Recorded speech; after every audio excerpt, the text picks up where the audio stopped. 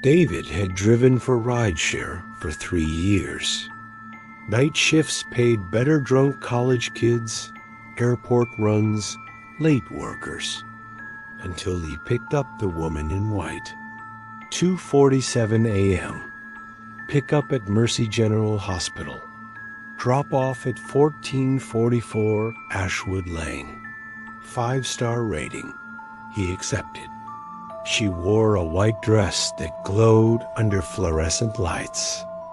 Pale skin, dark hair, maybe 30.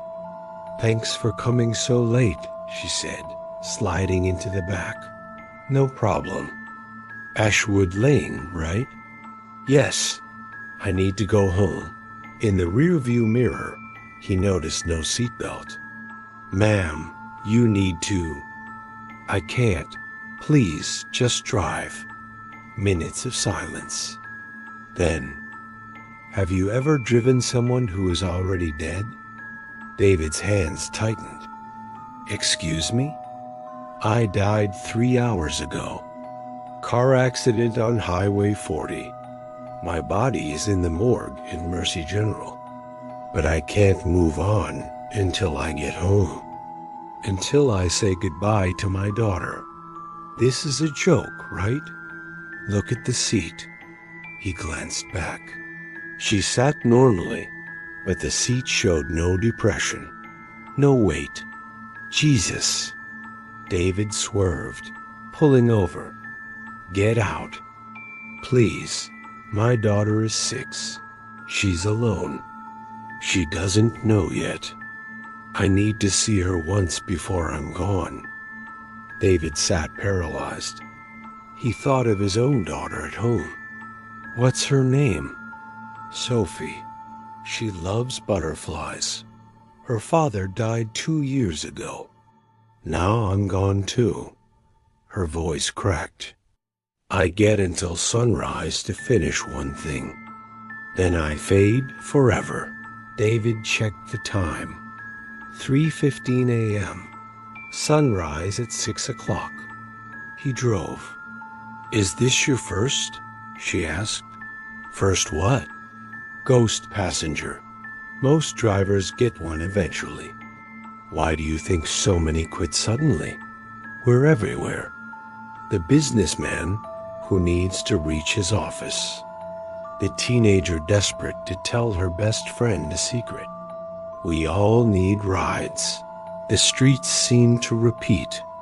Same buildings passing multiple times. "We're going in circles," David said. "They're trying to stop me. Things that feed on the dead. They delay us, make us waste time until sunrise." A figure appeared roadside, an old man in a hospital gown, waving frantically. "Don't stop," she warned. "Look at his feet." The man hovered inches above pavement. His face twisted inhuman as they passed. "What the hell?" "Something that pretends to be dead. It traps drivers who stop. You'd never be seen again." More figures appeared. A bride, a child with a teddy bear, a businessman, all hovering, all with shifting faces. "Eyes on the road," she commanded. "If I succeed, I move on properly. If I fail," she paused, "I become like them, trapped forever." "Check the app, my profile." David looked. Sarah Mitchell. Member since 2019. 147 rides, all 5 stars. Last ride, tonight, 12:43 a.m. The driver's notes. Passenger involved in accident during ride. Called 911. She didn't make it. "I'm done driving." "That was my last ride alive," Sarah said quietly. Drunk driver ran a red light. Ashwood Lane appeared. Number 1444. A blue house with a tricycle in the yard. "She's awake," Sarah said. Children always know. She reached for the door. Her hand passed through. I'm fading. Please. David opened her door. Sarah stepped out, transparent in the streetlight. Thank you. You're a good man, David. Hug your daughter when you get home. How do you know I have a daughter? Because you stopped for me. Only parents understand. She walked toward the house, fainter with each step, passing through the front door. David looked through the window. A little girl sat clutching a stuffed butterfly, eyes red from crying. An elderly woman was on the phone. Sarah knelt before Sophie, unable to touch her. Sophie looked up. Mommy? The grandmother didn't hear. I'm here, baby. I can see you, but you're glowy. I can't stay long. Are you dead? Like Daddy? Sarah nodded, tears streaming. I don't want you to go. You're going to live with Grandma. She loves you. I need you to be brave. Be strong, do well in school, be kind, grow up amazing. Will I see you again? The sky lightened at the horizon. Someday, not for a long time, but someday. I'm scared. You're the bravest girl I know. Remember learning to ride your bike? You fell 7 times and got back up. That's who you are. Sophie hugged her butterfly. I love you, Mommy. I love you more than all the stars. Sarah was almost invisible now. When you see a butterfly, that's me saying hello. Okay? Okay? Sarah kissed her daughter's forehead. Her lips passed through, but Sophie shivered.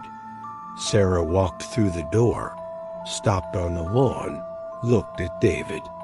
Thank you for getting me home. You gave me the greatest gift.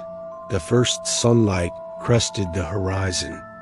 Sarah smiled and dissolved into golden light that drifted upward. David stood alone as the sun rose. The app showed the ride completed, 5 stars. But the destination was marked unknown location, passenger name blank. News later, Sarah Mitchell, 32, killed on Highway 40. Survived by daughter Sophie, 6. David quit night shifts. Spent more time with family. But sometimes his phone pinged with requests from Mercy General. Destinations passengers needed to see one last time. He always declined, except once, 3 months later. No name, no photo, just 5 stars. An old man got in. I need to see my wife. She doesn't know I'm gone yet. 3:14 a.m. Where to? The man gave an address. David drove. You've done this before. Once, then you know the rules. Get me there before sunrise. David drove into darkness, hoping the dead find their way home. Because someone had to. Don't face the darkness alone. Subscribes to Afterlogs for more terrifying stories every week. Stay safe out there. You never know who's really sitting in your back seat.